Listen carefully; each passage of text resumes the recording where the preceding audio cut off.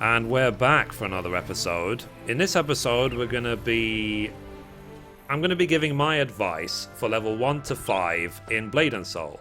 And as always, hello from Mithrie. So, Mithrie looks a bit different. Her wave is a bit interesting, let's say.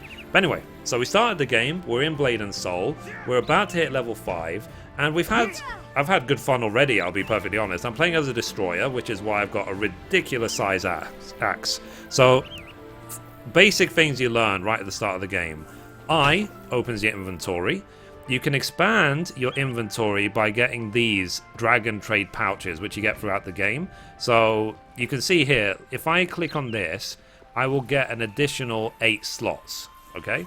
So let's click on it. Let's confirm. Unlock 8 additional slots. Yes. So there you go. So I've unlocked an additional 8 slots. The next one will take 8 dragon trade pouches and so on. So expanding your inventory costs more and more as you go along.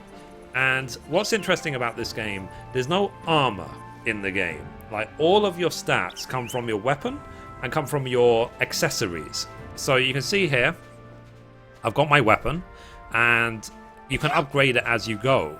So what you can do is to equip it and unequip it, you just right click on it. So you started with this training axe, but you can just right click and put this one. If you left click on it, you have a bunch of options. Now what we're interested in is this one, this manage equipment option. And what you do is you can get gems, items, you can sacrifice old weapons and so on to level up your weapon. So you can see I've upgraded it to stage 2. Once I get it to stage 6, it'll get to breakthrough, which basically makes it better, basically. Simple as that. So you upgrade your weapon to make yourself more powerful as you go. You get the gems doing quests, doing dungeons, I think, later on and stuff like that. Okay, and then also you can glamour your weapon. So later on, if you have an axe or you have a weapon which you really like, that you want to keep the look of, even though you're using another weapon, you simply select the weapon here and you can alter the appearance. Now you also here have I think this is just like a point shop, a cash shop that you can buy with, I think, NC soft points, or yeah, N coins and Hong Moon coins and stuff. Now the thing is with this is that you can choose to buy lots and lots of points for real life money, or you can earn them yourself. So there's nothing in the game which you can't earn yourself eventually by earning it in game, but spending money will help you to do it quicker, that's it. But you won't get anything which doesn't already exist in game. And you can also buy a bunch of outfits. Now what's interesting as well is how there is something in the game called soul shields. Now soul shields, they're almost like your spec.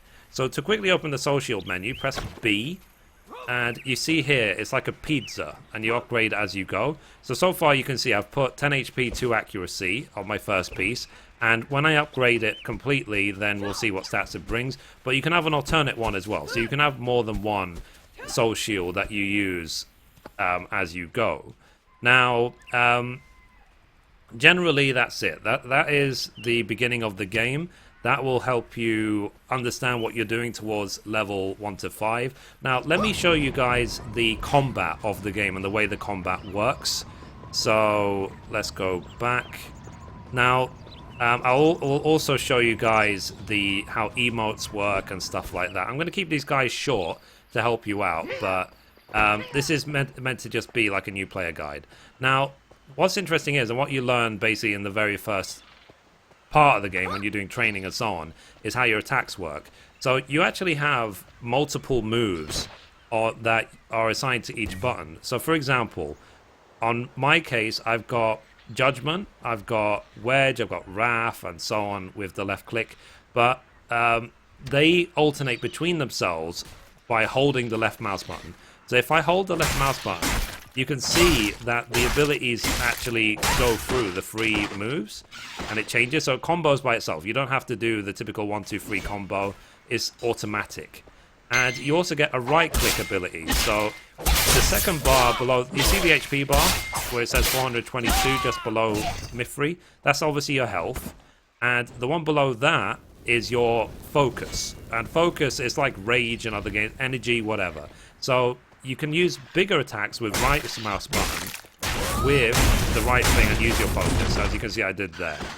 So you charge your focus using your combo, and you can use your focus. Oops, I missed. Wow. So you see, I'm charging focus up, and then I can use my big attack.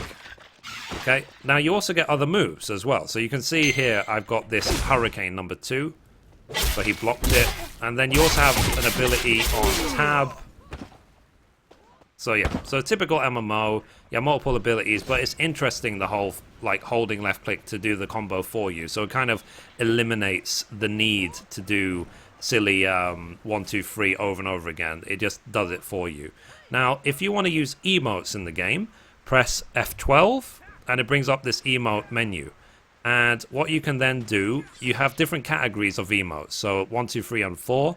So, for example, if I press 1, then you can see there's a bunch of emotes in there. So as I did at the beginning, I did wave was Z.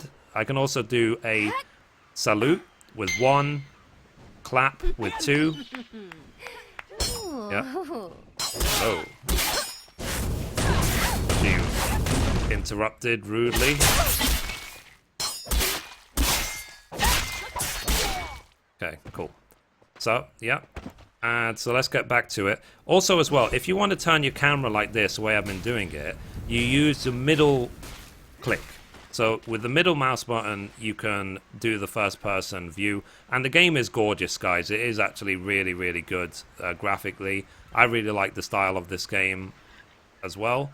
And so let's go back to the emote menu. So F12, let's say 1. We were going through these, so let's say 3. So that sort of thing. 4 is love. Aww. I mean, it is kind of creepy as well, but whatever. It obviously depends on your class's race and so on. And there's obviously like a million different customizations for the way your character looks and so on that you can check out in the character creation. So let's go back, tab and tab. So other useful buttons, J to open up your quest log. And I said I for inventory, K for your martial tome, which is basically your skill list, and so on. So that's it, guys. That's it for levels 1 to 5. I hope you find this guide useful. If you've been playing Blade and Soul, then I hope you enjoy it. Let me know in the comments down below what class you're playing, stuff like that.